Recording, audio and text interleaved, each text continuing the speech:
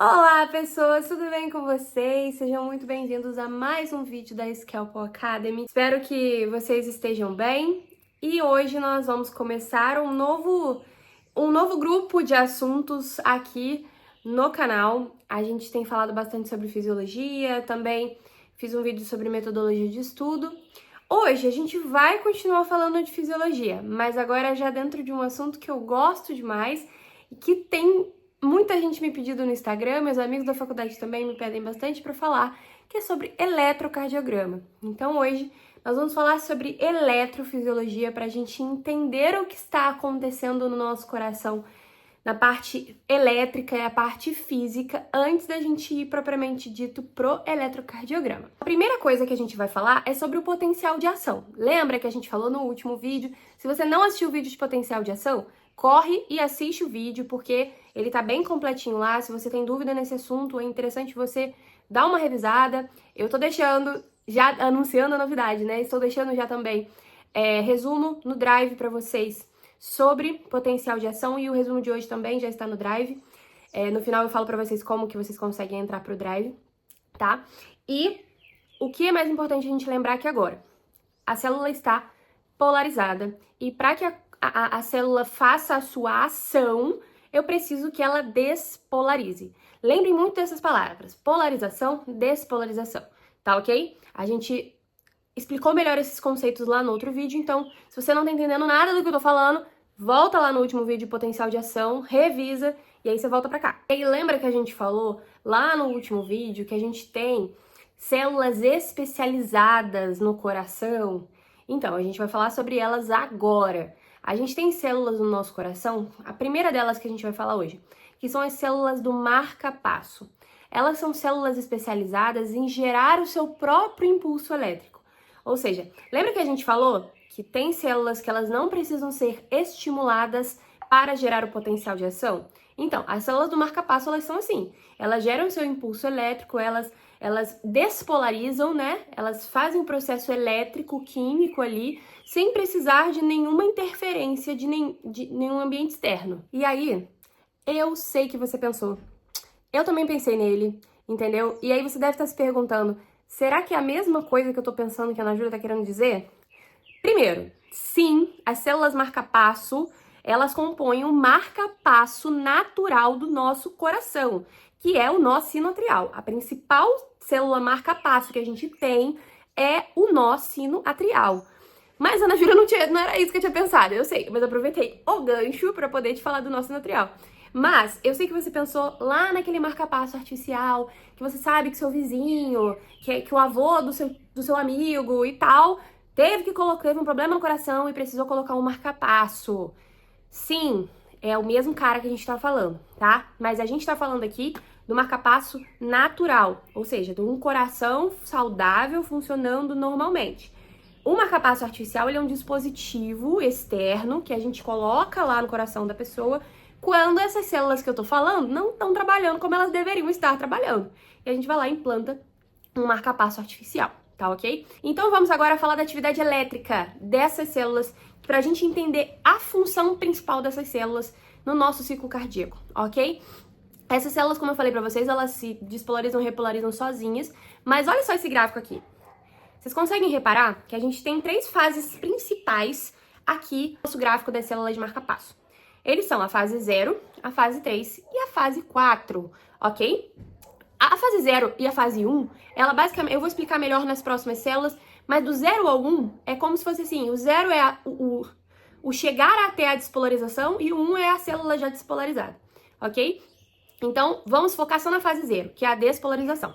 Vocês conseguem ver que a célula do marca-passo, ela repolariza rápido e despolariza também, ela despolariza rápido e repolariza também muito rápido. Mas olha essa fasezinha aqui, ó. Ela não tá, essa fase 4, ela não parece que tá grande demais em comparação ao momento que eu saio do negativo, que eu saio do polarizado e eu vou pro 0.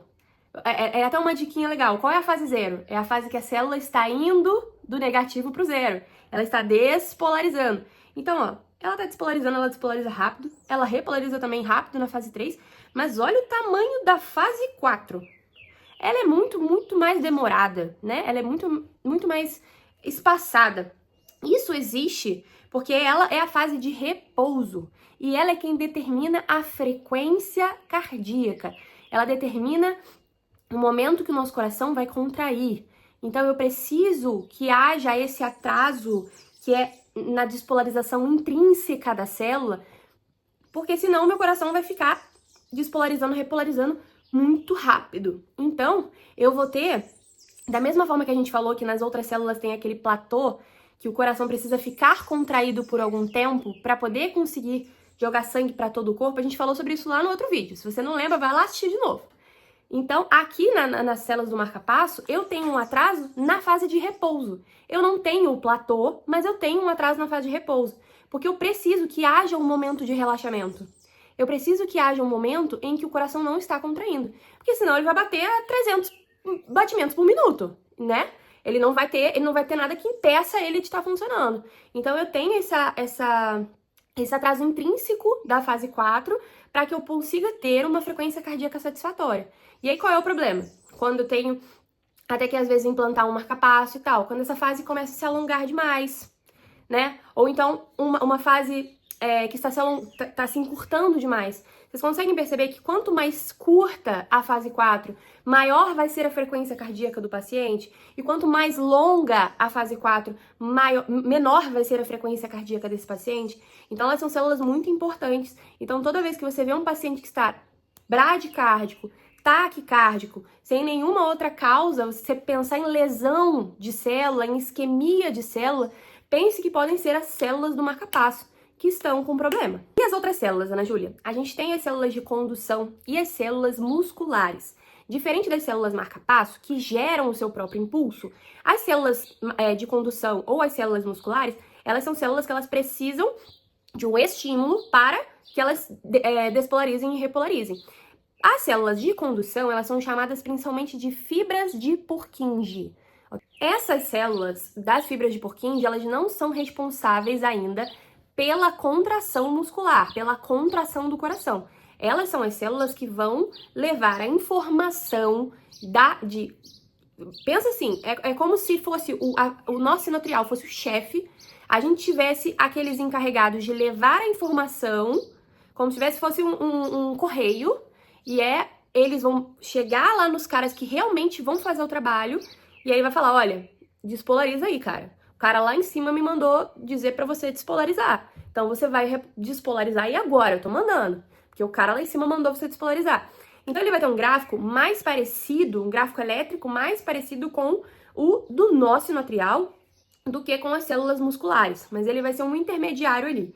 A função dele é exatamente conduzir o potencial elétrico, aquilo que a gente falou no último vídeo da condutibilidade do potencial elétrico através das células, para que a informação chegue até as células que efetivamente vão gerar a contração muscular. E aí, como funciona o gráfico elétrico das células musculares? Vou mais uma vez sumir aqui e mostrar só o gráfico para vocês. Agora, vocês estão vendo que temos um gráfico que parece que até mais complexo do que o gráfico do nosso sinoatrial. Por quê? Porque agora eu tenho uma célula que precisa contrair, relaxar, contrair, relaxar. E agora vai entrar aquela coisa que a gente falou lá no último vídeo, da fase de platô. Então, ó, na fase 0, da fase 0 à fase 1, lembra o que é? Se eu estou na fase 0, eu tenho uma célula negativa indo pro 0. Então, ela é o momento que eu estou despolarizando a minha célula.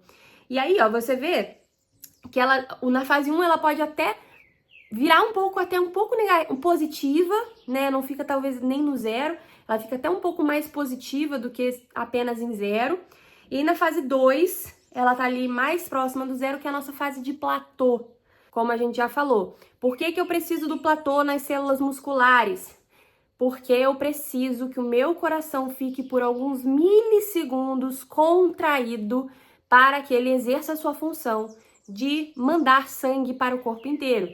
Se eu vou da despolarização direto para a repolarização, eu não tenho tempo de contração suficiente para que o sangue chegue no corpo inteiro. Então eu preciso dessa fase de platô. A fase 3 continua sendo a mesma lá do nosso sinoatrial, que é a nossa repolarização.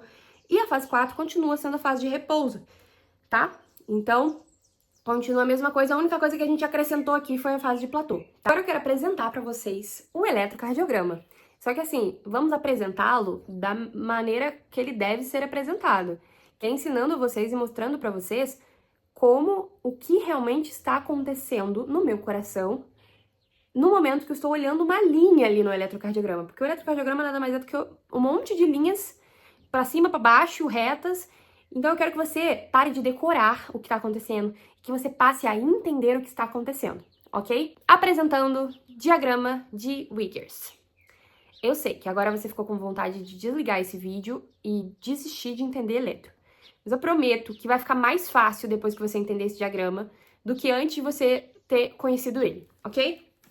Se você sabe o mínimo de eletrocardiograma, você sabe que existe a onda P, o complexo QRS e a onda T. Ana Júlia, não me fui apresentado. Eu apresento ele agora pra vocês, tá? Então, a gente geralmente decora que no momento da onda P, eu tenho uma despolarização do meu átrio. E a QRS é a despolarização do meu ventrículo. Mas, Ana Júlia, por que você está me mostrando esse gráfico enorme, esse diagrama enorme, para poder me dizer isso? Eu quero que vocês olhem lá para cima na parte de pressão, seja a pressão ventricular, seja a pressão atrial. Vocês conseguem ver que logo depois da onda P, eu tenho lá em cima, tive a onda P, que representa para nós a despolarização do meu átrio. Depois que o nosso átrio despolarizou, ele vai fazer o quê? Ele vai contrair. Eu vou ter a sístole atrial. Olha só como é que a gente está vendo isso bem representado lá na pressão atrial. Porque se eu contraio o meu átrio, o que eu faço com a pressão que está dentro do átrio? Eu aumento essa pressão. Então, ó, você consegue ver perfeitamente lá no diagrama lá em cima que eu aumentei a pressão atrial. Então, eu tenho uma contração do átrio. E aí, olha só, por que o QRS, né, a despolarização do ventrículo, ela é sempre mais vigorosa. Olha o tamanho da pressão ventricular durante a sístole. Eu quero que vocês olhem. Olha só isso. Durante a sístole, a gente tem uma pressão ventricular aumentando que ela vai até 120 milímetros de mercúrio. Isso é muita pressão, tá? Por isso que a gente tem uma atividade elétrica mais vigorosa. Por isso que a onda P é tão pequenininha e o complexo QRS é tão complexo. Porque a gente precisa de uma despolarização mais vigorosa para que eu tenha a pressão ventricular chegando a 120 milímetros de mercúrio, que é o que vai fazer com que eu tenha força para mandar sangue para todo o meu corpo. Ah, mas Ana Júlia, eu ainda tô achando meio difícil de entender, porque você tá falando de sístole atrial. Só que quando eu tô olhando lá o fonocardiograma, ela corresponde à diástole. Eu não tô conseguindo entender. Eu acho que é isso que confunde muita gente quando vocês vão pensar em eletrocardiograma. Porque tem gente que acha que confunde achando que a onda P é o barulho da diástole. Eu juro que eu já vi gente pensando desse jeito. A P como se fosse a diástole e o QRS como se fosse a sístole.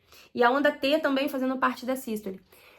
Gente, eletrocardiograma e fonocardiograma, eles se correlacionam, mas eles não explicam um ao outro. Eu quero que vocês entendam que fonocardiograma, quando eu tenho a primeira bulha, essa primeira bulha, ela mostra pra gente fechamento de válvula mitral e abertura de válvula aórtica. É esse o barulho que eu estou escutando. Abertura e fechamento de válvulas.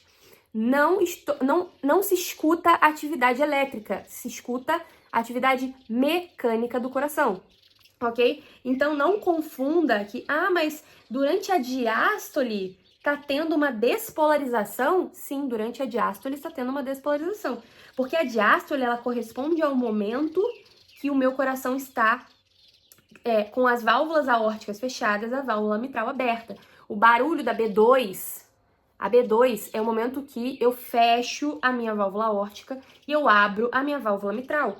Mas isso significa que durante todo o momento, até eu ter a sístole de novo, eu vou ficar sem nenhuma atividade elétrica no meu coração? Isso é um grande erro para o seu pensamento. Você tem que pensar que tem atividade elétrica acontecendo independente do barulho que você está escutando, ok? Então, quando a gente pensa aqui, ó, em sístole, o que acontece eletricamente durante uma sístole, durante a B1? Eu tenho o complexo QRS acontecendo, que é a contração do meu ventrículo, e aí eu tenho o momento de relaxamento do ventrículo, ele também faz parte da diástole. Você tá vendo aqui a onda T? A onda T, ela começa na sístole e ela termina já na diástole. Por quê? Porque é o momento que eu estou repolarizando as células contráteis do meu coração. Eu estou trazendo elas de volta para o negativo. E aí, por que, Ana Júlia, eu vou ter aqui, no meio da onda T, eu tenho a B2? Por que eu tenho a segunda bulha aqui no meio? A gente vai explicar isso lá em cima. Olha só, no momento que eu tenho a B2, eu tenho o nosso volume ventricular começando a diminuir. É o momento que mecanicamente a válvula aórtica fecha e a válvula mitral abre. Então, vamos sair de novo do diagrama. Acho que já ficou até cansativo olhar para esse diagrama. Eu quero que vocês entendam que fonocardiograma é muito diferente de eletrocardiograma, tá? Eu quero que essa mensagem fique gravada no coração de vocês. Parem de comparar eletro com B1, B2, porque isso vai confundir a cabeça de vocês. Eu quero que o que vocês escutam no momento que vocês estão fazendo a ausculta, no coração do paciente, ela não pode determinar o nosso eletrocardiograma, porque pode ser que eu esteja escutando uma B1 e uma B2, uma B1 e uma B2, tudo bonitinho, e a atividade elétrica está toda desorganizada. Então era isso que eu queria com o vídeo de hoje, deixar bem enraizado para vocês esse conceito da diferença da sístole e diástole, da B1 da B2, para o eletrocardiograma. Eu quero agora que vocês olhem para o eletrocardiograma e não pensem mais no som do coração, tá? Tem até um filme que é o som do coração. Não pensem no som do coração, tá? Eu quero que vocês imaginem o movimento, a questão elétrica, porque o eletrocardiograma, ele mede a atividade elétrica, ele não mede a atividade mecânica, ok? Quando a gente está escutando, a gente está vendo apenas o mecanismo de abertura e fechamento de válvulas acontecendo. Mas eu quero que vocês entendam, aconteceu onda P, eu vou ter uma despolarização do meu átrio, para depois acontecer a contração do átrio. O QRS, eu tenho a despolarização do ventrículo, e aí durante, né, o QRS, o ventrículo contrai. E aí na onda T, por que eu tenho uma diminuição da pressão ventricular? Porque na onda T eu tenho a repolarização do meu ventrículo, para que eu tenha o relaxamento do ventrículo. Eu espero que isso tenha ficado medular aí para vocês, tenha ficado enraizado essa diferença do eletro pro fonocardiograma, tá? E se vocês tiverem alguma dúvida, mais uma vez, pode deixar aqui nos comentários. Fala assim, Ana Júlia, não consegui entender nada. Me manda mensagem aqui, me manda mensagem lá no Instagram, aproveita para me seguir no Instagram, @anajuliapetini.med. Me manda mensagem lá no Instagram, que a gente eu mando áudio, milhares de áudios até você entender, tá? Porque é muito importante que vocês entendam a verdadeira atividade elétrica que está acontecendo no eletrocardiograma, para que vocês parem de decorar padrões, para que vocês realmente entendam, vai ficar muito mais fácil quando vocês entenderem o ciclo cardíaco que está acontecendo durante o eletrocardiograma, tá bom? Um grande beijo para vocês. E eu prometia falar sobre o Drive. O Drive está sendo disponibilizado lá no meu Instagram. Todo dia eu tô lá botando bonitinho o Drive. Na verdade, eu lancei ele ontem, né? Lancei ele ontem e todo dia eu vou jogar pra vocês, lembrando vocês do Drive. Tem canal também lá no Instagram, então que eu vou estar mandando os resumos pra vocês, lembrando vocês de assistirem os vídeos e tudo mais. Então, se você quiser participar do canal pra ficar recebendo dicas de estudo, é só entrar lá no meu Instagram também, pra receber os resumos de todos esses vídeos que a gente tá tendo aqui no YouTube. Tanto os vídeos que já foram postados, já estão no Drive, tanto o vídeo de hoje também. O resumo está no Drive arrumadinho pra vocês. E repito, se tiverem qualquer dúvida, podem mandar aqui nos comentários e podem também me mandar no Instagram, que eu tô disponível pra tentar ajudar vocês. Foi pra isso que esse canal foi criado, pra ajudar vocês, tá? Então, um grande beijo no coração, fiquem com Deus e até o próximo vídeo.